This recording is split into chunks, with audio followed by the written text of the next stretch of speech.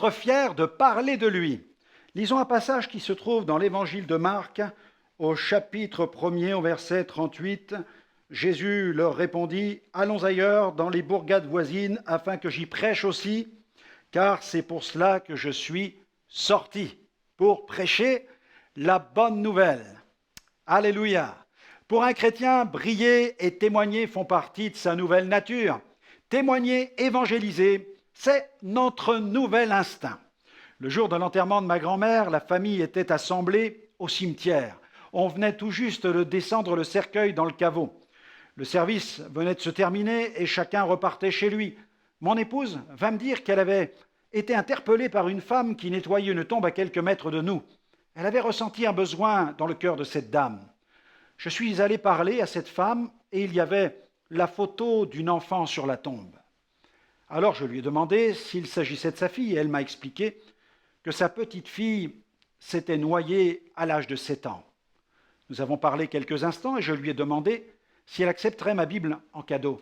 Cette Bible, je venais d'ouvrir quelques minutes auparavant sur la tombe de ma grand-mère où je m'étais adressé à toute la famille. Et c'est à cet instant qu'elle fut interpellée, touchée, émue. L'église évangélique n'étant qu'à quelques dizaines de mètres du cimetière, je lui ai dit qu'elle pourrait y entendre l'évangile chaque semaine. Elle m'assura qu'elle irait y écouter la parole dès que possible. Dans nos campagnes d'évangélisation, nous suspendons souvent de grandes banderoles aux principaux carrefours de la ville. Ainsi, tous les habitants peuvent avoir connaissance de l'événement. Les équipiers, que nous appelons les ouvriers de la campagne, ont pour mission de les placer à des endroits stratégiques. Et en Argentine, un jeune converti, ex-délinquant, fut responsable de la mise en place de ces bannières. Mais jamais ce jeune homme n'aurait imaginé que le Seigneur allait se servir de cette tâche pour le propulser dans sa mission de témoin. La rue allait devenir son estrade, sa plateforme de proclamation. En effet, il fut très vite reconnu par les habitants de la ville qui lui demandèrent ce qu'il faisait. Ces nombreuses questions lui permirent de rendre témoignage plusieurs fois. Étonnés par ce changement brutal, des gens de la ville sont venus écouter l'Évangile le soir même. En mission, dans une église locale du sud de la France, des parents amenèrent à la réunion leur fils paraplégique.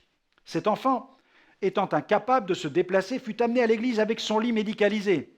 Toute la famille était au fond de la salle. À la fin de la réunion, les parents sont venus me chercher afin que je prie pour lui. J'ai traversé l'assemblée, je me suis approché, je pensais trouver un garçon désespéré, déprimé.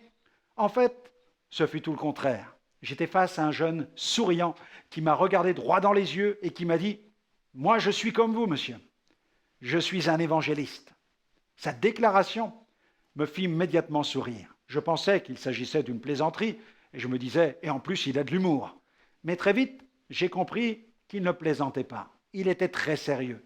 Il continua en disant « Mon lit, c'est mon estrade de témoignage.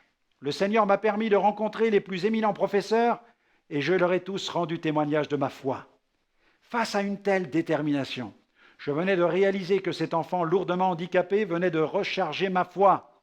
J'étais reboosté. Son champ missionnaire, c'est l'hôpital. Les âmes qu'il désire atteindre portent des blouses blanches. Alors j'aimerais vous recommander cette prière pour aujourd'hui. Seigneur, tu te sers de tous les épisodes de notre vie pour que nous soyons des témoins auprès de ceux que tu rencontres, que notre bouche ne reste pas fermée.